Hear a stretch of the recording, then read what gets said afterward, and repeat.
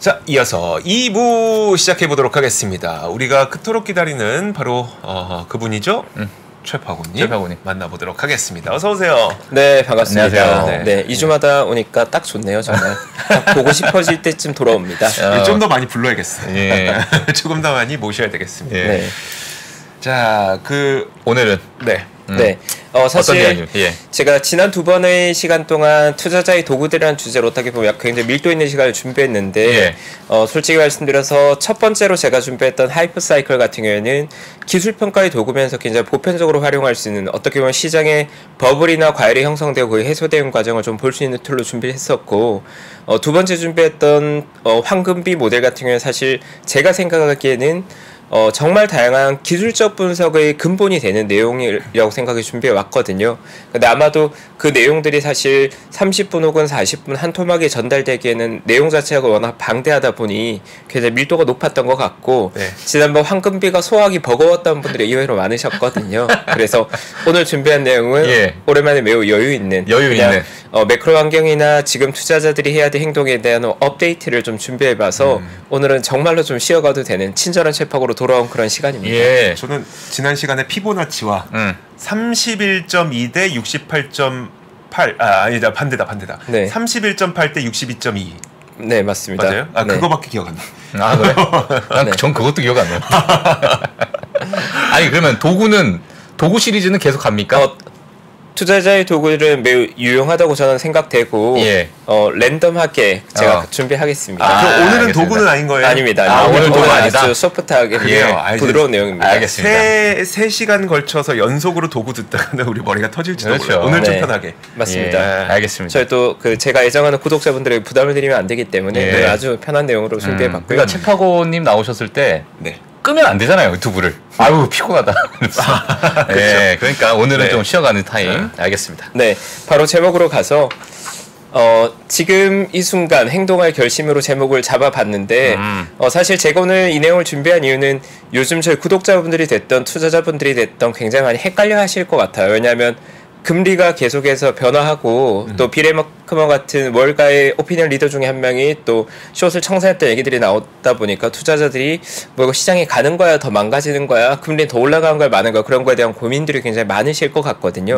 그리고 제가 최근에 이제 퇴근길 라이브를 하다 보니까 저도 역시나 뭐 이코노미스트나 다른 많은 분들의 매크로 시황을 듣게 되는데 제가 느끼기에도 이거 다 듣다 보면 이거 아무것도 못하겠구나. 뭔가 움직일 수 없겠구나라는 생각이 들었어요. 그러니까요. 네, 근데 우리가 잘 생각해야 되는 건 예를 들어서 이코노미스트나 전략가 분들은 시장에 대한 분석을 전문적으로 하시는 거고 그일만 20년 하신 거잖아요. 그러니까 그분들은 그분들 방식의 운용이나 어떤 아이디어를 가지고 있는 거고 그걸 듣는 구독자나 우리 투자자들은 그걸 활용해서 뭔가 해야 되는 거거든요. 그걸 이론적으로 자꾸 분석하고 있으면 안 되는 거고 투자자는 어쨌든 투자 실행에 그게 도움이 되는 방식으로 받아들여야 될 거잖아요. 그렇죠. 그래서 투자자의 관점에서는 지금의 시황을 완벽하게 이해하는 것보다도 어떻게 보면 실제 투자 행동을 옮기는 게 굉장히 중요한데 그래서 제가 오늘 준비한 내용 역시도 그냥 조금 매크로는 이제 좀 간결하게 보고 다 아는 얘기잖아요. 이제 그러니까 간결하게 보고 어느 정도 액션을 좀 옮길 필요가 있다. 이제 행동해야 된다는 의미에서 내용을 좀 준비해봤습니다. 그래요? 지금 행동해도 되는 거예요? 진짜 가장 중요한 타이밍을 가장 중요한 내용으로 가지고 오시는 센스가 있어요. 그러니까요. 많이 헷갈려 하실 것 같아서 도움이 되길 바라는 마음으로 바로 한번 시작을 하겠습니다.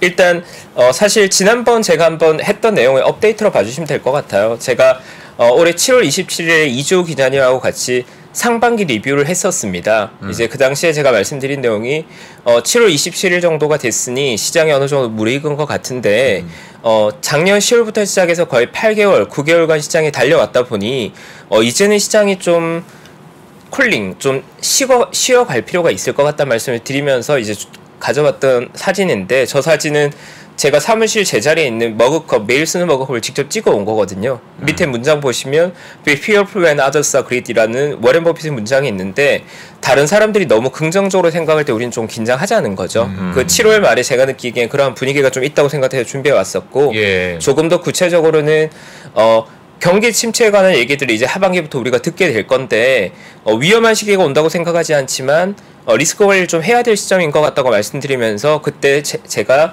저희 고객분들 포트폴리오에서 현금을 한 30% 확보하면서 그걸 이제 공유를 드렸습니다. 그게 이제 7월 말의 내용이었죠. 근데 돌이켜보면 8월과 9월, 10월 3개월에 걸쳐서 조정이 꽤나 빠르게 진행이 됐었고 특히나 10월 이번 한 달간의 조정은 투자자를 좀 많이 두렵게 만들었던 것 같습니다. 근데 저도 저 날짜를 체크해보고 조금 재밌었던 게 혹시 올해 S&P 500 최고점이었던 날이 몇 월 며칠인지 아십니까? S&P 500 최고점인 올해 날. 고점. 올해 고점. 왠지 7월 27일일 것 같아요. 네, 저도 이제 리뷰하고 보니까 올해 고점이 4,607포인트였고 제가 저 내용을 발표했던 7월 27일이 오늘 S&P 500의 최고점이었어요. 네, 물론 뭐 우연일치긴 하지만 지나고 보니 우연히도 최고점인 날 제가 현금 30% 만들어 놓자 말씀을 드렸던 거죠. 근데 그건 뭐 극약한 조정이 올 거라는 뷰보다는 시장이 어느 정도 완성됐다는 느낌이 있었고 그때 이제 현금을 만드신 분들은 그래도 시장의 변동성을 지금은 좀 오래 활용할 수 있겠죠. 그렇죠. 네, 그래서 저도 이제 현재 시장에서 봤을 때는 지난 3개월간의 변화를 고려한다면 전반적인 시장의 중로는 어쨌든 매크로 환경을 봤을 때 정책금리 기준으로 저 5.5%로 상단을 확인을 한 것 같고 저기에 반응해서 이제 10년물과 20년물 같은 장기채 금리가 올라오고 있지만 어쨌든 2024년과 2025년이 됐을 때 금리가 일정 수준 내려갈 거라는 의견에는 뭐 전반적으로 동의하는 것 같고요. 연준이 가이드하고 있는 건 아마도 내년 하반기에 한 50bp 정도 인하를 말하고 있지만 과거의 금리 인하 패턴을 고려했을 때는 연준이 커멘트하는 것보다는 보편적으로 더 빨랐던 케이스들이 많기 때문에 저희 관점에서 아마 내년에 연말쯤 우리가 보게 되는 정책금리는 4.5 아니면 아주 많이 내려가 준다고 하면 한 4% 정도 되겠죠. 그러니까 비레이커먼 같은 인물들이 지금 경기가 생각보다 빨리 슬로우해지고 있다고 얘기하는 거니까 연준의 정책 가이드방에 우리 예상보다는 빠르게 인하로 전환될 가능성도 있겠죠. 그러면 결국 뭐 내년 연말에 4%로 끝나냐 4.5%로 끝나냐 그건 중요하지 않고 금리 어쨌든 방향성은 저는 100bp 이상 내려갈 거라고 저는 일단은 보고 있습니다. 네. 그걸로 그냥 금리에 관한 뷰는 저는 그 정도로 그냥 정리를 하고 있고요. 네. 그리고 뭐 경기 전망은 거기에 따라서 당연히 지금보다는 좀 더 슬로우해지는 침체에 조금 더 가까워지는 형태의 그림이 나오게 될 거고 근데 경기란 게 항상 보면 우리가 생각하기에 이상적인 상태에 머물긴 되게 어렵다 보니까 언제나 과열이 형성되고 또 금리를 통해 그걸 누르고 그게 정상화를 지나서 침체로 빠져드는데 제가 보는 관점에서 전반적인 조금 인사이트 있는 리서치 하우스들의 뷰는 2024년 연말쯤이 되면 우리는 아마 침체에 상당히 근접해 있거나 침체의 그래요? 증거물들을 좀 보게 될 거라는 의견들이 일부 있는 것 같아요. 언제요? 2024년 연말, 내년 연말 정도. 내년 연말이요? 네, 그러니까 지금은 우리가 침체에 대한 얘기를 하기에는 아직은 미국 경기가 너무나 좋고 침체에 가는 그림보다는 과열이 해소되고 있는 과정으로 봐야 된다는 뷰인 것 같고 제가 생각에도 이미 침체의 증거가 있다고 하면 이 정도로 높은 금리가 유지되기는 어려울 겁니다. 그러면 연준이 바라보는 내년 하반기나 돼야 금리 인하를 확인할 수 있다는 거 역시도 뭐 내년 하반기쯤 침체의 힌트들이 나온다는 거 일치하는 것 같아서 저 개인적으로 매크로 환경을 볼 때 저 정도로 전망을 하고 있고 그럼 이제 투자들은 좀 헷갈리는 거죠. 저런 뷰들이 뭐 내년 상반기에 침체가 나온다, 딜레이드에서 내년 하반기에 나온다, 아니면 침체는 없다 이런 여러 가지 신호를 보면 좀 헷갈릴 텐데 저는 그냥 투자자 각자가 어느 정도의 베이스 시나리오를 가지고 그 다음에는 그 그림 내에서 약간 가감해 가면서 시장에 대응해도 된다고 보는 관점이거든요.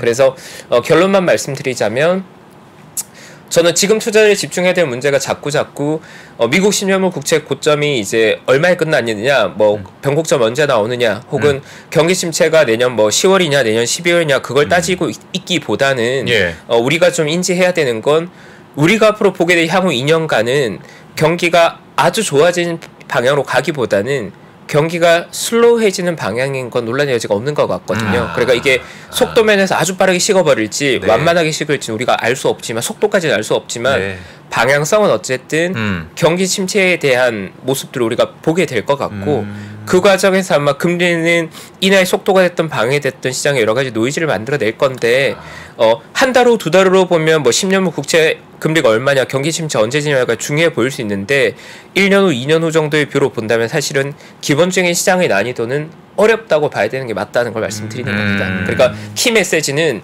내년에 경기 침체 온다 안 온다 그게 중요한 게 아니라 어쨌든 이런 거 저런 거 다 따져서 내년과 내후년의 시장 난이도는 어려울 거다. 어렵다. 그건 제가 보기에는 그렇게 크게 고민하지 않아도 예측 가능한 미래라는 거죠. 사실 우리가 그러니까 물론 모든 투자자들이 그렇게 하는 건 아니지만 이제 바텀업으로 보시는 탑다운. 탑다운이죠. 탑다운으로 보시는 분들은 일단 매크로를 먼저 보고, 매크로가 그러면 경기가 좋아지는 때냐 나빠지는 때냐를 보는데, 큰 그림에서 보자면 그런 관점에서 경기는 금리를 높여서 경기를 누르는 때니까 나빠지는 과정으로 보면서 여기에 맞는 투자를 해야 된다는 말씀이시죠? 맞습니다. 네.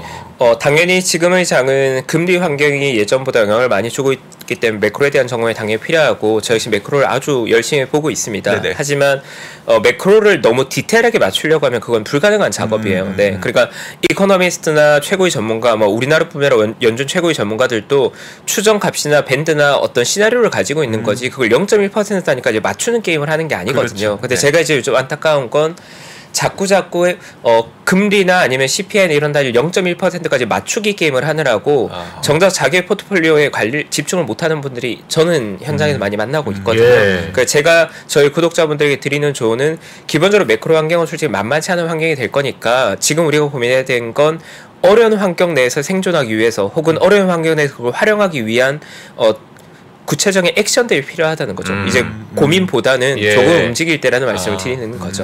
네. 알겠습니다. 그럼 네. 오늘은 사실은 2024년까지는 약간의 좀 힘든 그런 흐름이 좀 되니까 투자자들이 이제 대응을 이제 어떻게 해야 되냐, 이제 그 하나하나 짚어주시는 거잖아요. 맞습니다. 네. 근데 이제 다만 주의해야 될 건 뭐냐 하면 시장의 난이도가 어렵다는 말이 시장이 안 좋을 거라는 것과는 또 다른 이야기입니다. 네, 그러니까 시장은 언제나 사실 변동성이 상존하거든요. 언제나 존재하거든요. 근데 아마도 우리가 앞으로 2년간은 투자자들이나 아니면 시장의 오피니언 리더들이 드러내는 신호의 색깔들, 이게 뭐 롱이다, 숏이다, 아니면 혼재되어 있다, 이런 신호들이 굉장히 복잡하게 엇갈려서 나타나게 될 거예요.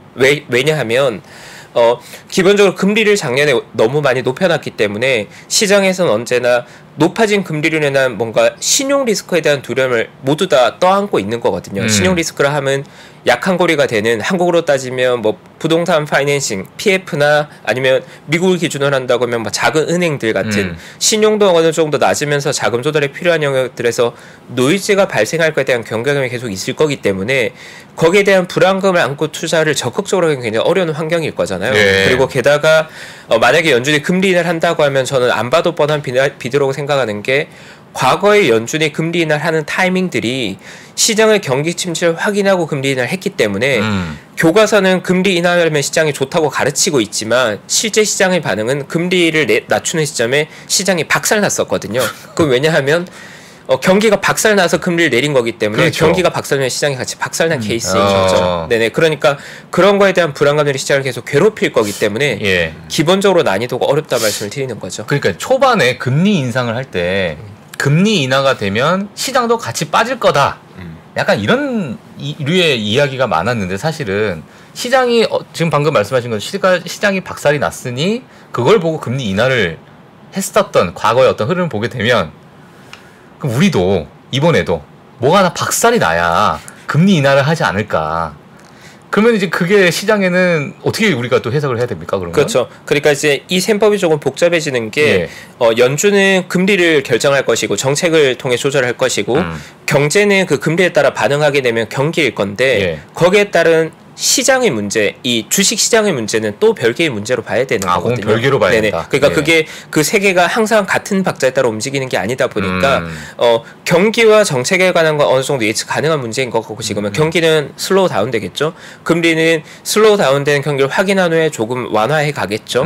하지만 시장의 반응 문제는 예측이 어려울 거라는 겁니다. 안 좋다가 아니라 예측이 어려울 거다. 예측이 어렵다. 네. 그래서 제가 이러한 것들을 이제 하나의 문구로 이제 낸 게, 저희 생각에는 결국 투자자들이 지금 해야 될 행동은 기본적으로 내년과 내후년의 시장 대응이 굉장히 난이도가 어렵고 예측 가능성이 떨어진 국면이 될 거기 때문에 그걸 감안한 액션을 해야 된다는 말씀을 드리고 싶은 거고, 저는 개인적으로는 내년과 내후년에 뭐 시장이 30%나 망가지는 완전히 침체의 그림이 나올 가능성은 저는 별로 없다고 보고 있습니다. 네. 자산 시장으로 봤을 때는. 근데 그거와 별개로 아마도 경기 자체는 계속 슬로우 다운돼 가는 과정일 거니까 시장은 계속 발목이 붙잡히면서 호재를 또 나오면 그걸 반영해 가지 않을까. 근데 언제나 조심스러운 건 시장이란 게 반응하는 함수는 굉장히 다양하잖아요. 예를 들어서 뭐 전쟁 이슈가 해결된 것도 시장에서 호재로 반영할 수 있을 거고, 미국과 중국 간의 대화 창구가 열리고 있는 것도 시장은 긍정적으로 반응할 수 있는 거기 때문에, 제가 시장 난이도 어렵다는 건 예측 가능성이 떨어진다는 의미지, 그렇다고 시장이 꼭 나쁠 것이다, 자산 시장의 가격이 하락할 것이라고 저는 보고 있지는 않습니다. 네, 그래서 조금 더 직설적으로, 그렇다면 도대체 나보고 어떻게 하라는 거냐라고 질문한다면 저는 이제 3가지 정도 액션을 해야 된다고 생각을 합니다. 네. 그게 이제 첫 번째는 워렌 버핏이 가르쳐준 문장인데, 워렌 버핏이 굉장히 유명한 문장이죠. 수영장에 물이 빠지면 누가 벌거벗고 수영하고 있었는지 알 수 있다는데, 저 문장을 이제 직관적으로 받아들이면 수영장에 물이 빠지는 국면 자체가 위험자산보단 안전자산 선호가 나오거나 아니면 전체 시장 전체 유동성이 줄어드는 환경을 말하는 것이고, 예. 그리고 벌거벗고 수영하고 있었다는 걸 리스크 관리가 전혀 안 되고 있었다는 거죠. 근데 저 역시 현업에 14년 이상 있었지만 솔직히 말씀드리면 투자자들이 대부분은 다들 벌거벗고 수영하고 있는 거예요. 왜냐하면 우리 한국뿐만이 아니라 뭐 미국이 됐던 전반적인 투자들의 사실 추세 추정의 투자자들이 많지, 본질적인 펀더멘탈 투자 비율이 그렇게 높지는 않거든요. 솔직히 제가 느끼는 시장 참여자가. 그럼 시장의 다들 벌거벗고 있기 때문에 리스크 관리가 안 된 상태에서 물이 빠져버리면 시장은 허둥지둥 되게 되고, 그 결과물이 우리가 과거에 봤던 시장 붕괴나 패닉으로 오게 되는 거죠. 근데 저 개인적으로는 내년과 내후년에 시장에 수영장에 물이 차 들어오는 형태보다는 수영장에 물이 빠져나갈 것이다. 다만 급속도로 빠져나가면 좀 이제 무서운 장이 될 것 같고, 저는 완만하게 수영장에 좀 물이 빠져나가는, 아직 여전히 가격 과열이 좀 해소되어 가는 과정이 아닐까라는 생각을 하고 있습니다. 그러니까 뭐 구석기 시대 때는 리스크 관리가 전혀 안 돼 있었거든요. 그때 다 벌거벗고 수영하고. 네, 리스크 관리가 중요합니다. 아니 근데 참 고상한 얘기도 많을 텐데 되게 자극적인 단어를 쓰셨네. 그러니까요. 워렌 버핏 선생님. 그러니까요. 진짜 그냥 투자만 잘하시는 게 아니라 말씀도 되게 잘하세요. 그러니까요. 굉장한 재치가 있죠. 네. 근데 좀 웃자고 말해보면, 처음에는 벌거벗고 수영하고 이제 내가 깨달았는데, 주변을 보면 다들 벌거벗고 했었기 때문에 또 위로받기도 합니다. 투자자들은. 2008년 리만 사태 이런 거 오면, 나 계좌 3분의 1 터만았어. 옆에 보면 이제 계좌 10분의 1 터막돼 있으면 쟤보다 내가 낫다 이렇게 얘기하죠. 다 우린 벌거벗고 수영하고 있는 거죠, 사실. 네. 그렇다면 이제 제가 말씀드린 건 뭐 완벽한 리스크 관리는 아니지만, 앞으로 2년간이 저런 수영장에 물이 어느 정도 빠져나가는 형태의 장이라고 하면 우리가 고민해 봐야 되는 건, 첫 번째로는 어쨌든 디레버리징에 대한 고민을 해야 된다는 생각을 합니다. 그러니까요. 이제, 이 금리 환경이 바뀌었잖아요. 근데 금리 환경이 많이 바뀌게 되면 일단 뭐가 달라지냐면, 과거에 우리가 레버리지를 통해서 수익을 극대화했던 많은 전략들이 제대로 워킹하지 않기 시작합니다. 사실 이미 그렇게 되고 있거든요. 근데 저 역시 레버리지를 활용하는 많은 투자자들을 만나보지만, 레버리지장은 습관 같은 거고, 그리고 우리가 생각하는 것보다 우리 자산에 어느 정도의 레버리지는 다 끼고 있거든요. 예를 들어서 주식 투자할 때는 레버리지 투자는 안 한다고 하지만, 부동산 우리가 구매할 때 보면 15억짜리 아파트 살 때 다 현금으로 사는 사람 잘 없잖아요. 전세 끼고 살죠. 그렇죠. 어쨌든 부동산 자산에 또 레버리지가 있을 거고, 나의 자산 규모로 보면 그 안에 분명히 부채의 비중이 있을 건데, 그걸 레버리지라고 본다면 앞으로 향후 2년간은 어쨌든 뭔가 공격적으로 부채를 일으켜서 자산을 매입하는 형태보다는 여유 현금 흐름이나 다른 수익을 통해서 부채를 줄여가는 형태가 예측 가능성이 어려운 장의 대응이 훨씬 나을 거다. 만약에 우리가 기본적으로 변동성이 큰 주식자에서 투자한 투자자라면 당연히 더 보수적으로 뭐 마통을 활용했다거나 레버리지를 활용한 투자자들은 지금은 더 자산을 투입하기보다는 일단은 부채 상환을 해서 자본의 비중을 더 탄탄하게 만들어 놓는 게 향후 2년간은 대응하기엔 좀 더 나을 거다라는 의견을 드리는 거죠. 제가 만약에 혹시나 많은 이제 선수분들께서 디레버리징 그 단계에 오게 되면 부채를 이제 줄일 텐데, 부채를 줄이는 과정에서는 사실 어찌 보면은 시장의 유동성이 같이 줄어드는 효과가 나올 수 있잖아요. 근데 유동성이 많이 줄어들게 되면은 사실 뭐 자산 시장에서는 뭐 크게 어떠한 뭐 큰 변동성을 보기가 힘드니, 그러니까 예를 들면 뭐 좀 뭐랄까요, 좀 재미없는 시장, 뭐 소위 얘기하자면 그런 시장이 좀 장기간 이렇게 가게 되지 않을까라는 생각이 좀 드는데, 그 많은 선수분들께서는 뭐 그렇게 이제 또 방향을 정하시면 뭐 그렇게 또 흘러갈 가능성이 좀 클까요? 어떻게 보시나요? 굉장히 정확한 지적이라고 생각을 하고, 이론적으로 봤을 땐 그게 성립합니다. 제가 보기에는 맞는 의견이고, 근데 이제 다만 지난 한 4, 5년간의 자산 시장을 복귀해 보면, 어떻게 보면 우리가 레버리지를 적극적으로 활용하는 지난 13년간 2008년부터 2021년까지 그 구간에서 그 클라이막스였기 때문에 최근에 시장에 지배한 투자자들은 주식 대장주가 4배 가고 5배 가고 이런 걸 많이 봤을 거예요. 근데 저희 13년 짧은 경험으로 보더라도 대장주가 5배, 6배 간 건 굉장히 예외적인 거였어요. 그러니까 주식 자산량을 생각을 해보면 기본적으로 변동성이 크다고 하더라도 워렌 버핏의 장기 평균 수익률이 20%였던 사람인데 우리가 최근 몇 년간 본 건 잘 찍으면 기본 500% 맞아요. 제대로 맞으면 1000%인데 그러니까요. 워렌 버핏도 놀랐어요. 제가 보기엔 찰리 몽거도 이건 미친 장 아니냐고 할 정도로 크레이지 코리아 50년, 70년간 본 관점에서도 최근의 투자 시장은 너무 심했거든요. 그러니까 그게 어떻게 보면 그것보다는 줄어들지만 정상화되는 수준으로 봐야 될 거고 기본적으로 이 투자 시장이랑은 변동성이 있는 시장이기 때문에 뭐 변동성이 너무 줄어들 걸 걱정할 필요는 없다. 하지만 과거처럼 뭐 10배가 그렇게 흔하게 나온다거나 대장주가 5배 가고 7배 가고 그런 거 우리가 많이 보지는 못할 겁니다. 그리고 제가 경험하기로도 국내 시장 기준으로 한다면 과거에 10배가 나오더라도 그 섹터의 최고 우량주 한두 개이지 그 섹터가 다 같이 10배가 가는 경우는 흔한 일이 아니거든요. 근데 최근 몇 년간은 그런 게 좀 제가 느끼기에는 이게 뭐지 싶을 정도의 좀 큰 변동성이 있었죠. 근데 이제 상대적으로 그 맛을 본 사람들은 잊지 못하니까 그렇죠. 계속 10배가 나올 종목을 찾다 보니까 더 좀 황폐화될 것 같아 마음이. 그래서 제가 말씀드리는 게 이제는 행동할 결심을 하라는 겁니다. 네, 그 행동이군요. 네, 실제로 우리의 부채를 줄여 나가고 대형 기업을 변경하고 우리의 목표 수익률을 어느 정도 좀 낮게 바꾸는 게 그야말로 투자로서 행동하는 거고. 저는 영업 현장에 있으면 제가 많은 분들이 고객 계좌를 많이 보고 많은 고객분들과 소통할 거잖아요. 근데 어떠냐 하면 금리가 상당히 많이 올라와 있지만 대부분의 분들은 내가 기존에 유지하던 부채를 급격히 줄이지 않고 유지합니다. 왜냐하면 버티면 좀 더 환경이 나아지겠거니 혹은 버티면 금리 내려가겠거니라는 생각을 하고 어느 정도 고집하는 거죠. 기존의 방식을. 근데 실제로는 금리가 내려가는 속도가 너무 느리고 또 내가 생각한 거와 다르게 자산 상태가 그렇게 개선되지 않다 보니 고민들이 있으신 상황인데 그러한 것들이 사실 마냥 버틴다고 해결되는 상황은 아니거든요. 그래서 제가 감히 조언하는 건 그냥 지금이라도 만약 레버리지 관리가 안 되어 있다면 디레버리징 해서 부채를 내가 소화할 수 있는 범위를 줄여놓으라는 말씀을 드리는 겁니다. 중요합니다. 사실 뭐 오늘 너무 좋은 말씀을 해주셨는데 뭐 최근에 또 국내에서도 뭐 반대매매 이슈가 또 나왔잖아요. 근데 이러한 큰 이슈가 나왔다는 것은 거의 막바지라고 좀 봐야 되나요? 어떻게 아니면 너무나도 과열되어 있는 그 어떤 버블, 그 레버리지에 대한 버블이 뭐 터졌다, 뭐 이렇게 봐야 되는지 뭐 연결해서 뭐 잠깐 뭐 언급할 수 있을까요?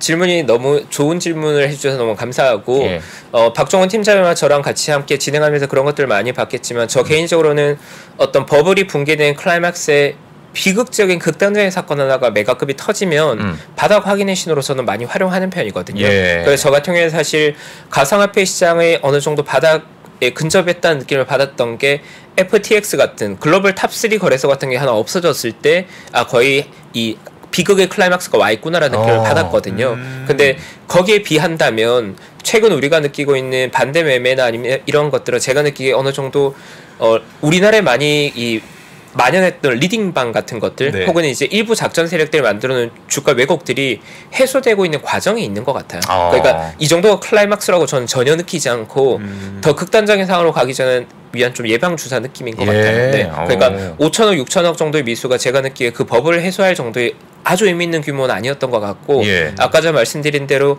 FTX 같은 글로벌 메이저 그룹이 하나 없어지는 게 그런 클라이막스였던 것처럼 뭐 국내에도 만약 그러한 것들이 일거에 해소된다고 하면 더 큰 뭔가 임팩트 있는 사건이 발생하겠죠. 근데 지금 말씀하신 대로 이러한 키움증거 이런 미수가 터지고 그런 사태를 통해서 어떻게 보면 시장의 왜곡들이 교정되어 가고 있다고 저는 생각을 합니다. 교정되어 가고 있다. 왜냐하면 최근에는 미수 거래나 아니면 CFD 거래를 통한 주가 왜곡이나 작전이 과도한 게 분명히 있었고 우리가 모두 다 공감하지만 말도 안 되는 수준의 리딩방이 너무 판치고 있어서 증권사 직원이 저도 1년에 전화를 100번 받아요. 주식에 관심 없으시냐고. 이거는 건강한 상황이 아니거든요. 이런 것들 해소돼 가야 되는 과정이라고 생각합니다. 그렇게 봐주시면 될 것 같고요. 그래서 저도 전화 받을 때 그러니까 보통 자기를 먼저 드러내잖아요. 그러니까 최파고님은 뭐라고 받으세요? 띠리링 하면 여보세요? 네, 최용석입니다라고 뱉죠. 최용석입니다. 네. 그러면 이제 주식 관심 있으신가요, 최 선생님? 그러면 네, 증권사 직원입니다. 그러면 증권사 직원들 좀 힘드시잖아요. 종목 좋은 거 드릴게요. 이렇게 말씀하시더라고요. 그래요? 그래서 제가 그만하세요. 네. 그러시군요. 저한테 전화 그만 주시기를. 저는 받자마자 야, 이 반토막 났어 지금 이만. 끊어버려. 진짜 그럴 것 같아요. 레버리지를 줄여라. 이건 사실 비단 그냥 주식만의 이야기는 아닌 거죠. 그러니까 맞습니다. 뭐 부동산으로도 만약에 좀 그 자산 관리를 해주시니까 맞아요. 부동산 관련된 부채도 좀 줄이라고 고객분들한테 조언을 하세요? 맞습니다. 왜냐하면 기본적으로 부채를 유지하기 위한 이자 비용이 많이 높아져 있는 상황이기 때문에 물론 내년에 되면 금리가 내려간다고 하더라도 우리의 예상만큼 대출의 이자 비용이 급속도로 내려갈 분위기는 지금 아니거든요. 그러니까 그걸 감안한다면 뭐 꼭 버티는 것보다는 전 개인적으로는 부채를 좀 더 스몰하게 가져가서 자산을 좀 더 탄탄하게 만들어 놓고 다음 사이클에도 또 부채 확장할 사이클에 활용할 수 있으면 여력을 좀 만들어 놔야 되거든요. 근데 이 부채 축소라는 게 부채 이제 없애자라고 바로 없애지는 게 아니기 때문에 그렇죠. 방향성을 향후 2년간은 계속 자산을 늘려가는 방향보다 부채를 조금 줄여서 자본비를 좀 높여놓는 걸 저는 권해드리고 싶다는 말씀이죠. 네. 그리고 두 번째로 넘어가서 두 번째입니다. 첫 번째 주제가 아주 핫하게 반응해서 너무 감사하고요. 두 번째로 넘어가서 개인적으로 이제 꼭 이걸 조언드리고 싶은데 시장이 좋은 시기에는 사실 굉장히 다양한 투자 대상에 관심을 가지고 굉장히 신선한 투자에 대해 관심을 가지고 이 투자 대상 아이들을 넓게 공부하는 게 저는 좋다고 생각을 합니다. 왜냐하면 그게 결국은 투자자가 지식을 쌓아가는 과정이거든요. 그래서 만약에 시장의 대응 난이도가 굉장히 어려워지고 환경에서 예측 가능성이 떨어지게 되면 그때는 내가 가지고 있는 굉장히 많은 아이디어들 중에서 극단적으로 좁은 영역 내에서 플레이하는 게 훨씬 더 유리합니다. 극단적으로 좁은 영역. 구체적으로 말씀드리면 우리가 보통 금융권에서 이야기하기를 내가 투자 가능한 대상의 풀을 유니버스라고 보통 부릅니다. 구체적으로 말하면 자산운용사라고 하면 한국에 상장된 2,100개의 종목 중에서 유니버스라고 하면 한 200개, 150개의 풀을 정해놓고 그 안에서만 투자하는 거예요. 왜냐면 그것들은 숫자 체크가 되고 기존 기업과 네트워크가 있어서 정보 업데이트가 되고 내가 커버할 수 있는 영역 그러면 그 안에서 펀드 매니저는 150개, 200개 중에서 한 20개 혹은 30개를 종목을 골라서 포트폴리오 구성을 하는 거거든요. 그리고 운용사가 이런 형태로 운용되지만 우리 개인도 저는 마찬가지라고 생각을 하는 게 내가 가지고 있는 투자 유니버스나 투자 아이디어가 예를 들어서 한 2,000개 종목 중에 한 30개 정도 내가 자신 있어라고 하면 지금까지 장은 좋았으니까 30개 다 자유롭게 매매했다면 제가 권하는 데는 이제는 그 중에 내가 정말 자신 있는 거 한 10개 아니면 내가 정말 자신 있는 거 한 5개만 가지고 자산을 운용하는 걸 저는 더 권해드리고 싶어요. 제가 질문 하나만 좀 질문 드릴게요. 주시죠. 이제 본인이 자신 있는 종목과 사실 개인 투자는 좋은 종목을 이게 어찌 보면 정말 어떤 종이 한 장 차일 수도 있겠지만 그러니까 2,100개의 큰 종목을 내가 어느 정도는 알지만 그 안에서 200개를 포트폴리오를 구성하는 이제 정말 이제 뛰어나신 분들과 개인 투자자분들 사실 뭐가 있는지에 대한 그 범위가 이제 나오지 않았기 때문에 본인도 이제 좋은 걸 하고 싶은데 그러다 보니까는 이런 종목 저 종목 막 이런 기업 저 기업 다 공부를 하게 되고 그러다 무분별하게 이제 막 이제 투자를 하게 되는데 그거를 어떻게 개인 투자자분들은 조금 그 뭐랄까요 좀 레인지라고 할까요 요 범위를 설정할 수 있는 뭐 팁이라도 있을까 싶어서 제가 좀 질문 드리는 겁니다. 당연히 좋은 질문을 생각하고 그러니까 저도 그런 영역에서 구루들의 조언을 참고하자면 각자의 방식이 있는데 워렌 버핏과 찰리 무가가 말하는 능력 범위라는 건 사실 한 분야에 대한 학습을 오랫동안 축적해서 그 분야에 대한 지식을 갖추라는 얘기를 하거든요. 예를 들어서 반도체라고 하면 반도체 관련 공부를 많이 하라는 거죠. 반도체 관련 책도 좀 읽어보고 논문도 읽어보고 공부를 많이 하라는 건데 그게 사실 대부분 사람들이 어렵거든요. 투자를 사실 그리고 학습량이 솔직히 많지 않습니다. 대부분의 투자자들에게. 그럼 그게 어렵다면 피터 린치식으로 접근한다고 하면 자기가 일하고 있는 분야에 대해서 먼저 접근하라는 거죠. 예를 들어 닥터라고 하면 신약 개발사나 의료기기 쪽이 조금 더 접근하기 편할 거고 내가 실제로 반도체계 투자 재직하고 있다고 하면 종사자라고 하면 반도체 주변 부에 관해서 좀 더 우위가 있을 거니까 그걸 통해 능력 범위를 확장해 가라고 하고 그런 걸 다 배제하고 조금 더 현실적으로 증거다적으로 제가 조언 드리자면 그래도 나의 능력 범위라는 건 이 회사가 어떤 걸로 돈 벌고 있는지 내가 알고 있고 그리고 여기에 매출액과 영업이익이 어느 정도 규모로 나오고 변동성이 어느 정도 나오는지가 내 머릿속에 숫자로 입력되어 있으면 그래도 어느 정도는 나의 능력 범위 내에 있다고 저는 보고 있거든요. 예. 그러니까 그 실적 추정이 아주 정확하지 않더라도 이 기업의 매출액과 실적이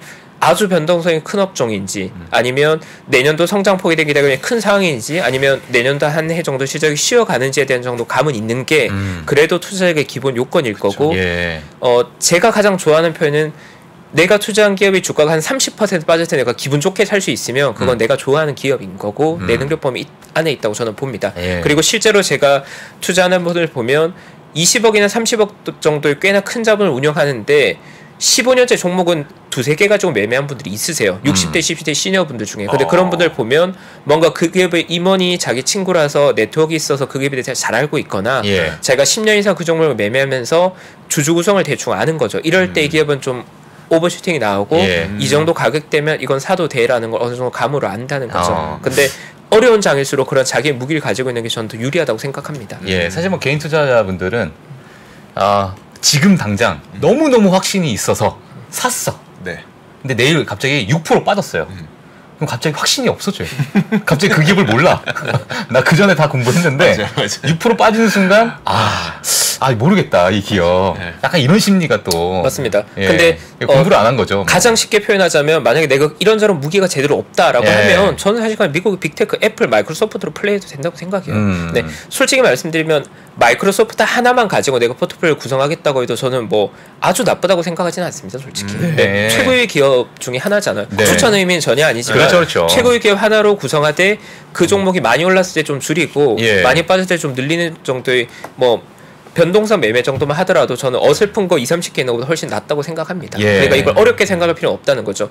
제일 좋은 거에 집중하라는 말씀을 드리는 거고 특히나 많은 지금 이코노미스트들이 얘기하기에 전 세계 중에 미국이 제일 건강하니까 미국에 집중하고 미국에서 또 메가캡에 좀 더 집중하라는 조언을 드리고 있는데 저도 같은 의견을 드리는 겁니다. 예. 그러면요, 네. 이건 어떨까요? 네. 이런 질문 드려도 되나? 그러니까 내가 좋아하고 내가 정말 잘하는 기업이에요. 그래서 저는 이것만 뭐 한 두세 개만 갖고 이 시기를 버텨야 되겠다고 생각을 했어요. 근데 지수는 그대로고 뭐 이렇게 횡보인데 종목별로 내 거는 안 가고 딴 거 잘 가. 딴 것만 잘 가. 그럼 마음이 무너진단 말이에요. 어. 어떻게 해야 돼요, 이럴 때는? 네, 그게 결국 나의 포트폴리오와 시장의 방향성에 괴리가 많이 생긴 네. 거잖아요. 그러니까 거기로부터 자유롭기 위해서는 대형주 플레이를 하면 될 것이고 대형주 플레이하면 시장과 방향성을 같이 맞출 수 있을 것이고 만약 내가 그걸 제외한 나머지 부분에서 나의 영역을 구축한다고 하면 그걸 극복할 정도 실력이 돼야 된다는 거죠. 그래서 당연히 기본적으로 메가캡 투자에 비해서 그런 중소형주 투자는 난이도가 있는 거고 네. 시장과 괴리가 발생할 리스크가 언제나 있는 거죠. 네, 저 역시도 어느 정도 가치 투자적 성향이 있기 때문에 그런 왜곡을 많이 겪어봤고 그런 것들이 굉장히 괴로워요. 네, 실제로 고객 분들과 같이 뭐 종목을 내가 한 100억 들고 있는데 시장은 가는데 내 종목만 계속 기고 있어. 근데 그럴 때 저는 고객분들과 소통하면서 그 마음의 괴로움이 있잖아요. 근데 네. 그게 1년 기다리고 1년 6개월 기다리고 그 과정이 굉장히 힘들거든요. 네. 근데 그런 경험도 개인적으로는 투자자로서 굉장히 단단해지는 과정입니다. 그렇겠네요. 그러니까 그럴 때 이제 우리가 보통 아주 전통적으로 표현하는 건 캐틀리스트라고 해서 주가가 뭔가 반응할 촉매가 있어야 되는 건데 그런 촉매가 언제 만들어지는지 대한 그런 감각 같은 것들이 그런 경험을 통해 길러지는 거죠. 예. 근데 저는 굳이 그렇게 마음고생하는 투자 다 하라고 권하고 싶진 않고 내가 자신 있는 거 쓰면 일부는 그러니까. 내 자산의 20-30% 정도 그런 거 하고 네. 나머지 60-70%는 메이저에서 플레이해도 되니까요. 그러니까 네, 뭐 네. 인공지능 산업 좋은 거 많잖아요. 그러니까 뭐 에어컨 밑에서 공부하면서 뭐 공부해야 되는데 그 사파리까지 갈 필요는 없잖아요. 그러니까요. 예. 네. 사막을 공부하는 그러니까요. 너무 굳이 난이도 높은 영역으로 갈 필요는 없다. 알겠습니다. 그래서 결론적으로 어쨌든 잘하는 영역에 대해서 플레이하기를 권해드린다. 네, 그리고 마지막 세 번째 액션은 제가 생각하기에 앞으로 2년간 시장이 이제 불안한 시기가 계속 지속될 텐데 그때 우리 투자들이 해야 될 건 저는 현금 비중을 좀 많이 만들어 놓으라는 조언들을 많이 드리고 싶어요. 이 현금 비중이라는 게 지금 이제 제가 약간 그림으로 만들어 놨는데 뭐 부동산 자산을 운용하시고 투자금융 자산을 운용을 하는데 제가 권한 현금은 물론 투자 계좌에 또 현금 비중이 20-30% 여유있게 있으면 항상 좋겠지만 거기에 나중에 투입할 수 있는 여유 현금을 저는 좀 만들어 놓기를 권해드리고 싶습니다. 예. 왜 그러냐면 솔직히 제가 뭐 시장에 대한 예측 능력이 별로 없는 사람이지만 제가 느끼기에는 앞으로 한 2년간으로 보면 시장이 그저 그런 박스권에 있을 확률이 저는 한 50% 정도 될 것 같고요. 그리고 시장이 굉장히 처참하게 망가질 확률이 한 30% 정도 될 것 같아요. 근데 그거랑 의외로 반전으로 시장이 굉장히 좋아질 확률도 한 20% 정도는 있을 것 같거든요. 그러니까 어떤 게 맞다를 떠나서 시나리오에 가중치를 두는 거거든요. 보통 대부분의 투자자는 그렇게 액션할 겁니다. 근데 저는 베이스 시나리오는 박스권 장세. 근데 한 30% 확률로는 시장이 완전 깨질 수도 있을 것 같다. 그건 신용위기가 발생하는 거죠. 시장이 약한 고리가 뭔가 붕괴돼서 뭔가 부도나기 시작했다고 했는데 그게 생각보다 만만치 않게 연쇄되면서 망가지는 건데 한국을 기준으로 한다고 하면 건설사 뭐 크게 몇 개 망가진다 이런 얘기 나오면 우린 긴장을 많이 해야겠죠. 언론 보도로 막 대형 건설사가 부도났다 이런 말 하면 저는 긴장하고 주식 자산을 많이 팔아놔야겠죠. 그런 내용을 해야 될 거고. 물론 요거를 좀 예측하기는 좀 어려울 수 있겠으나 그 30%가 보시는 만약에 시장이 정말 박살날 수 있겠다. 그게 만약에 어느 부분이 이제 부러진다라고 표현을 하셨는데 혹시나 최파고님이 보시는 가장 약한 고리를 어디라고 개인적으로 보세요? 혹시?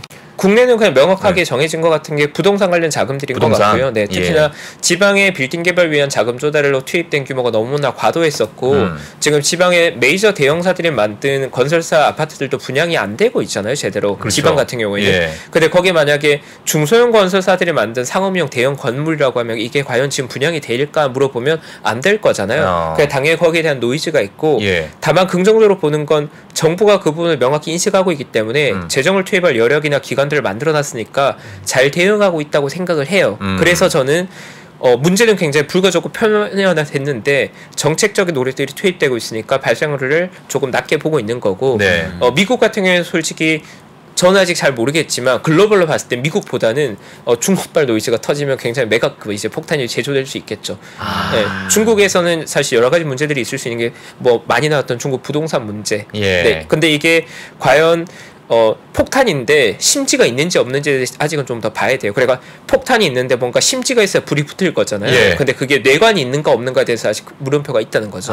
그래서 지금 제가 말씀드린 건 우리 모두가 알고 있다시피 앞으로 2년간 시장은 불안 요인이 있는 거예요. 불안 요인을 안고 투자에 임하는 거거든요. 그러니까 그런 시나리오도 항상 늘 생각하면서. 그렇죠. 그래서 제가 권하는 건 어차피 불안 요인이 있기 때문에 향후 2년간은 너무 내 투자 자산에 너무 많은 자를 계속 밀어넣기보다는 여유 자산을 조금 만들어놨다가 만약에 그러한 정말 리스크가 터졌을 때 그걸 기회로 활용하면 되는 거거든요. 기회로 활용하기 현금을 만들어 놓으라 말씀을 드리는 거고 저는 저도 현업에 투자자로 이렇게 있지만 예를 들어서 내가 투자자로 내 계정에 예를 들어 5억 정도를 가지고 주식 투자를 하고 있는데 그 5억 내에서 뭔가 최후의 현금을 만들어내기 굉장히 어려운 일이거든요. 솔직히 말하면. 솔직히 말씀드리면 시장에 예를 들어서 내가 생각에 바닥에 뭐 한 2,000포인트라고 생각했는데 2,100, 2,200 하면 내 현금은 다 소진되어 있거든요. 그렇죠. 그럴 때 외부 총격이 오면 거기서 망가지는 거고 외부 총격이 안 오면 반등하는 건데 외부 총격이 왔을 때 그 계좌 내에서 해결 못하기 때문에 외부의 현금을 어느 정도 만들어 놓기를 저는 권하는 입장입니다. 네,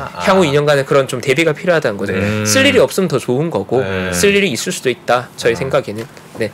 그렇게 봐주시면 될 것 같고 그래서 제가 어쨌든 자산관리사로서 저는 뭐 많은 리스키한 환경을 많이 봐왔거든요. 그리고 고객들의 계좌 관리나 계좌 상태에 대해서 저는 아는 사람이고 왜냐하면 저희 대치점에만 또 6만 명의 고객분들이 계시고 저희 관리 고객분들 뭐 200분 이상 계시고 대부분의 주식 투자를 하시게 되면 저는 상황을 보고 있잖아요. 현장에 전 상황을 보는 사람인데 지금의 상황은 힘든 시장에 대한 대응 전반적인 투자를 많이 되어 있지는 않다는 느낌을 저는 많이 받는다는 거죠. 고객들이요? 네, 전반적으로 저희 고객분들만이 아니라 시장의 참여자들이 아직은 뭔가 리스크에 대한 대비는 그렇게 잘 되어 있지 않구나 생각하는 거죠. 최파고님이 가장 잘하시겠죠. 가장 일선에 계시니까. 제가 하는 일이니까요. 네.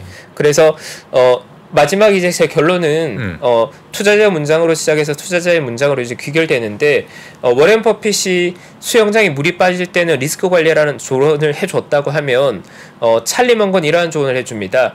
일생일대의 기회가 왔을 때 균형을 잘 잡아뒀다가 그걸 포착할 준비만 되어 있으면 평생의 결실에 극적인 변화가 생긴다는 조언을 해주시는데 이 문장은 제가 찰리 먼거가 했던 그 수많은 어록 중에도 제가 가장 좋아하는 조언을 나눠드리기 위해서 가지고 온 거거든요. 평생의 결실에 극적인 변화가 생긴다. 네 인생이 바뀐다. 이렇게 표현하면 되겠죠. 조금 더 직설적으로 표현하면 시장에 아주 큰 붕괴가 이루어진다거나 아니면 내가 정말 좋아하는 기업이 말도 안 되는 가격으로 거래될 때가 있는데 그래 시장이 붕괴됐을 때 그걸 살 수 있을 것 같지만 못 사거든요. 왜냐면 그때 다들 돈이 없는 거거든요. 그래서 균형을 잡으라는 조언을 하시는 거고, 그래서 또 여유현금을 좀 만들어 놓으시라고 말씀을 드린 거고, 여유현금 생긴 그거 다 주식계좌 넣거나 투자계좌에 넣지 마시고 비상금 좀 만들어 놓으셨다가 정말 만약에 그런 사건 사고가 발생한다면, 확률은 더 낮다고 보고 있지만 그때는 그걸 활용할 준비를 좀 해두시라는 말씀을 드리는 거죠. 2020년 같은 장을 말하는 거죠. 저 포착할 기회가 올 때는 최파고님께서 좀 말씀해 주십니까?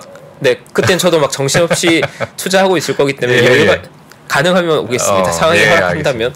그렇다면 평상의 결실에 극적인 변화가 생긴다고 조언해 주시는 데서는 진심으로 공감되는 조언이고, 어쨌든 저럴 기회를 잡기 위해서는 그 기회가 올 때까지 우리가 서두르지 않고 기다릴 줄도 알아야 되는 거고요. 저는 지금은 저럴 기회를 나타날 때까지 좀 기다림이 필요한 시기라고 생각을 합니다. 네. 그리고 정말 그 기회가 나타나면 너무 두려워하지 말고 그 기회를 좀 활용하시라는 말씀을 드리는 거죠. 네. 근데 그때가 정말 오면 시장의 공포가 학살하고 있을 거기 때문에 굉장히 두려울 거예요. 네. 그렇게 봐주시면 될 것 같고, 그래서 바로 결론을 말씀드리면 저는 그런 것 같습니다. 최근에 매크로 관련 노이즈를 많이 있고 10년물 장기 국채금리 관련해서 채권 시장의 변동도 너무 크다 보니까 주식 투자자들도 많이 불안해하는 것 같은데, 지금 당장의 변동성이 문제가 아니라 앞으로 2년간 계속 이런 노이즈들이 있을 것 같아요. 그러니까 저는 난이도는 앞으로 굉장히 높을 것이다. 시장이 나쁠 것이다와는 전혀 다른 얘기를 하는 겁니다.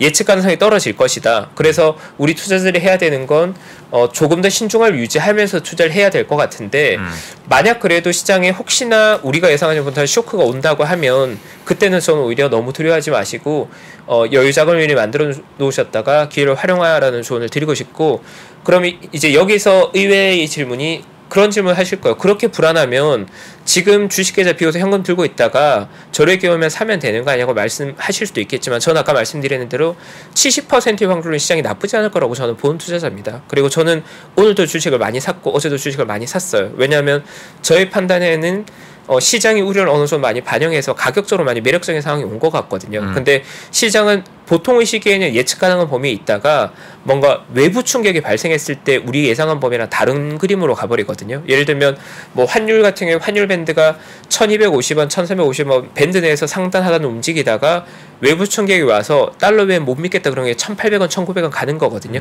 박스권 완전 벗어나는 거거든요. 그러니까 그런 테일 리스크는 자주 일어나는 건 아니에요. 자주 일어나는 건 아닌데 향후 2년간은 보편적인 시기보다는 그런 테일리스크가 출현할 가능성이 약간 더 높을 뿐이다. 네, 테일리스크가 온다는 아니지만 테일리스크가 발생할 가능성이 약간 더 높기 때문에 시장에 머무르되 거기에 대한 대비를 하면서 시장에 머무르자는 조언을 드린 거예요. 저는 시장을 떠나지 않고 계속 투자할 계획이고 당연히 저희 구독자분들의 투자자들에게 시장을 떠날 필요 없다. 왜냐하면 시장 생각보다 나쁘지 않을 수도 있을 것 같거든요. 하지만 대비는 하라는 거죠. 네, 대비책을 가지고 임하라는 겁니다. 이건 중요한 얘기예요. 그렇죠. 그러니까 나쁘진 않겠지만은 그래도 과거만큼의 그러한 이런 표현은 좀 그렇지만은 막 이렇게 막 극단적인 시장보다는 약간 조금 어려울 수 있는 그런 어떤 시장이 좀 이어질 수는 있다. 맞습니다. 신중하게 좀 보는 게 좋다. 네, 과거 몇 년간은 제가 봐도 주도주들의 가격의 과열의 규모도 너무 컸었고 속도도 너무 빠른 건 있었어요. 10배짜리 종목들이 너무 많이 나왔잖아요. 솔직히 말씀드려서. 네,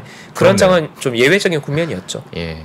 그때 제가 기억나는 게 정말 수많은 블로그에서 뭐 100% 수익 내기 막 이런 것들 막 있었어요. 그래서 뭐 100% 수익이 뭐 네 번째로 성공했다 막 이러면서 그냥 뭐 잠깐 들고 있으면 100% 금방 나니까 뭐 그런 일들이 비일비재했었던 게 불과 한 2, 3년 전인데. 맞습니다. 네, 맞아요. 너무 과했죠. 어떻게 주식 투자로 100%가 며칠 만에 나고 이럽니까? 그러니까요. 근데 그랬던 시기가 있었으니 그게 이제 정상화되는 시기는 사실 조금 오래 걸리겠죠. 근데 왜 하필 2년이에요? 일단은 금리가 인하되는 과정에서의 자본들이 시장을 계속 지배할 거라고 저는 생각을 하거든요. 왜냐하면 이게 재밌는 거죠. 경제학에서는 금리가 내려가는 구간이 자산 가격에는 유리할 거라고 이야기하거든요. 금리는 중력으로 작용하는 거니까 구루들의 표현대로 금리가 내려가는 구간에서 중력은 내려가는 거니까 우리 활동하기 더 편해져야 되는 거잖아요. 그러면 이건 호재로 보여질 거거든요. 근데 반면에 금리를 왜 내려라고 반문해보면 금리를 내린 이유는 경기가 안 좋기 때문에 내리는 거거든요. 근데 경기가 안 좋단 말은 우리가 어쨌든 실직자가 늘어나고 기업들이 영업이익이 감소하고 여러 가지 노이즈가 발생을 보게 될 건데 그 말은 결론적으로는 정책적으로는 호재로 오인할 만한 신호들이 시장에 공급되겠지만 경기를 봤을 때는 시장에 불안할 만한 악재들 요인들이 계속 공급될 거거든요. 그리고 과거의 금리 인하 구간의 시장이 부러진 패턴이 너무 많았었기 때문에 시장은 생각보다 패턴이 많이 의존하거든요. 야 예전엔 금리 인하될 때 시장에 도망가야 될 때였어라고 많이들 얘기하거든요. 왜냐하면 실제로 그럴 때 신용 리스크가 터졌었던 거거든요. 그러니까 금리 인하가 문제된 게 아니라 신용 리스크가 터지니까 연준도 야 이 신용 리스크 더 연쇄 폭탄이 되면 안 되니까 금리 내려라고 하는 거죠. 근데 만약에 연준의 목표대로 이번에는 급격하게 올리고 그 다음에 재정 정책으로 많이 보완을 해서 어떻게 보면 보완책으로 반창을 붙여놓은 상태에서 금리를 내리는데 신용 리스크가 안 터지고 금리가 만약에 안정적인 수준까지 내려갔다. 그럼 시장은 저는 생각보다 좋을 것 같아요. 네. 그리고 지금 시장에 작용하는 여러 가지 부정적인 악재들이 많이 있잖아요. 예. 뭐 러시아와 우크라이나의 전쟁 이슈로 인한 유가에 대한 부담감이나 그리고 중국의 경기가 너무 망가지다 보니까 중국에 대한 회색 코끼리에 대한 회색 코뿔소에 대한 두려움 이런 것들이 있는데 예. 그런 것들이 향후 2년간 더 심화될지 해소될지로 보면 저는 지금보다는 약간 부담감이 해소될 것 같거든요. 저는 솔직히. 그러니까 그렇게 본다면 시장이 생각보다 나쁘지 않을 가능성도 열어놔야 된다는 거죠. 예. 네. 그 반창고가 정말 좋아야겠네요. 결국에 튼튼한 반창고를 네. 붙여야 미국산이라 좋습니다. 튼튼합니다. 끈적끈적한. 쉽게 터지지 않습니다. 안 떨어지는. 네. 예. 알겠습니다. 참 어찌 보면 정말 적절한 시기에 네. 너무 좋은 메시지를 좀 주신 것 같아요. 적절한 시기인 건지 왜냐면 오늘도 최파고님이 시장을 움직이는 건지 그걸 모르겠어요. 그건 아닌 것 같아요. 그건 아닙니다. 저도 옆에 있었으면 움직이지 못해. 그 정도 아니에요? 움직이지 못하더라고. 그 정도는 아니군요. 왜냐면 제 종목 보면 알잖아요. 못 움직였어. 제 옆에서 계속 찡찡댔는데 방송 없을 때 야 이거 어떻게 되느냐. 안 돼요. 안 돼요. 네, 안 돼요. 알겠습니다. 자, 예. 참 그 부채를 줄여야 되겠다는 생각을 해왔었는데 이제 이렇게 듣고 나니까 확실히 좀 그러니까 시장을 떠나라는 얘기는 아니고 우리가 만약에 그 시장에 참가하고 있는 게 부채로 이루어진 빚이었다면 그거는 좀 줄여나가는 방향으로 하는 게 훨씬 여러분들에게 좋겠다라는 조언을 해주셨습니다. 자, 미래에셋 최영석 선임 매니저 최파고와 함께했고요. 오늘은 여기서 보내드릴게요. 2주 후에 뵙겠습니다. 고맙습니다. 네, 감사합니다. 외환위기 오는 거 아니에요? 금융위기 오는 거 아니에요? 이런 질문들을 좀 굉장히 많이 받았었습니다. 탐욕이 되게 강했을 때 위험자산으로서의 극단적인 쏠림이 나타나고 공포감이 극에 달했을 때 안전자산으로서의 극단적인 쏠림이 나타나거든요. 과거의 일이 미래에 똑같이 일어난다 이건 아니지만 그때 당시에 위기 상황에서는 어떤 공통점들이 있었는지를 보면서 우리가 대비를 하는 방법도 고민해 볼 수 있고요. 과거를 제대로 이해하는 순간 위기의 실체가 드러납니다. 오건영의 현실 경제 이야기를 서점에서 만나보세요.